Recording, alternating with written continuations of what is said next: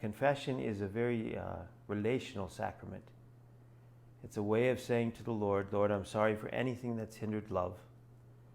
And the beauty of it is you can be restored to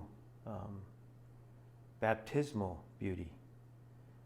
And the fruit of it is meant to be joy. So I say, as with James, James says, confess your sins to one another. The point of confession of sin is joy. And so you'll see it over and over with the prodigal, with the lost sheep. There's more rejoicing in heaven over one repentant sinner. So part of what we're meant to experience actually is joy. And even in this season of 40 days, it's been long, the focus of the first part of the 40 days to sorrow for our sin. It doesn't mean we relive it. It doesn't mean we act like we weren't forgiven for it.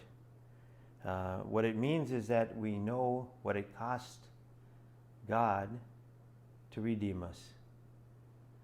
So he had to send his divine Son for us.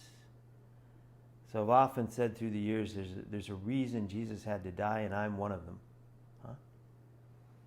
And that I thank the Lord regularly that he sent his Son in redemptive love and has empowered me in the Holy Spirit to live that love with his strength and grace within me.